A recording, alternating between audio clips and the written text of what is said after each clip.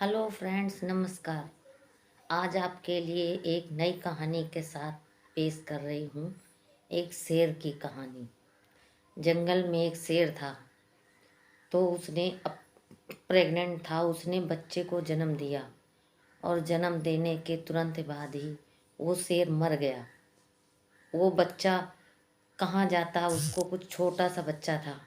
वो भेड़ों के बीच में जाके मिल गया और वो भेड़ों के साथ में पलने बढ़ने लगा और वो भी अपने आप को भेड़ ही समझने लगा।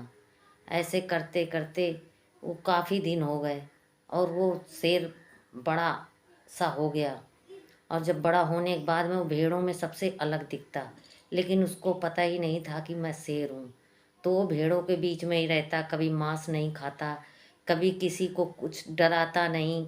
मतलब शेर का ये वाली हरकतें कुछ भी नहीं करता। जैसे भेड़ सीधे साधे होते हैं वैसे ही अपने आप को रखता, क्योंकि उसको पता ही नहीं था कि मैं शेर हूँ। वो तो यही समझता था मैं भेड़ हूँ।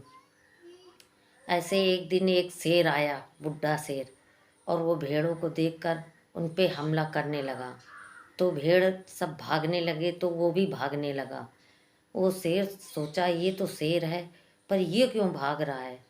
वो थोड़ी देर सोचने लगा, उसकी समझ में कुछ नहीं आया। उसने फिर से भेड़ों पर हमला किया तो भेड़ भगे तो वो भी भगा। इतना डर गया, वो इतना डर गया कुछ कहने को नहीं। शेर, वो बूढ़ा शेर बेचारा बैठ गया और सोचने लगा। उसने उस शेर को पकड़ा और पकड़ के उसको घसीटता हुआ लाया नदी के किनारे और कहने लगा कि तुम ऐसे क्यों हो। तो कहता मैं तो एक भेड़ हूँ। तो भेड़ जैसे रहते हैं वैसे ही तो मैं रहूँगा। तो कहने लगे नहीं, तो अपने आप को इस पानी में देख और मेरे को देख। तो ठहरा हुआ पानी था, उसने पानी में देखा, अपने आप को देखा, फिर उस बूढ़े शेर को देखा।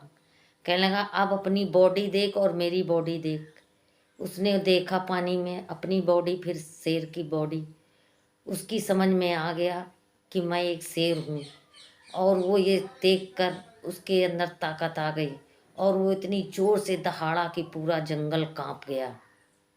उसको तब पता चला कि मैं एक शेर हूँ और मैं तो इस जंगल का राजा हूँ। और मैं फिर इतना डर डर के क्यों रह रहा था, क्योंकि मैं भेड़ों के बीच में था।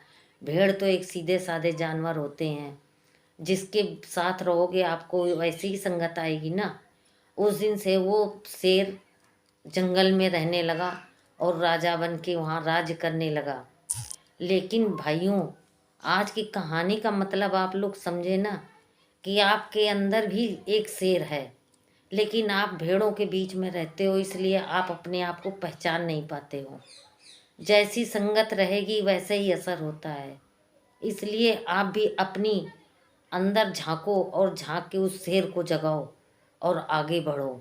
अपने आप को पहचानो और पहचान के आगे बढ़ो। जैसी संगत में रहोगे वैसा ही असर होगा। इसलिए अच्छे लोगों के साथ रहोगे तो अच्छा अच्छा होगा, और बुरे लोगों के साथ में रहोगे तो बुरा ही होगा। इसलिए आप अच्छे बनो, अपने अंदर का शेर जगाओ और एक अच्छे इंसान बन के कामयाब बन के दिखाओ। आज की कहानी यहीं तक। कल की कहानी फिर एक नई कहानी के साथ आपके साथ उपस्थित होंगी।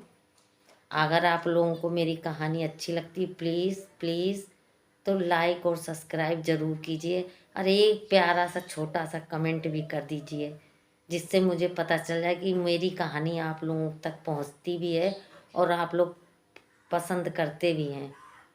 धन्यवाद।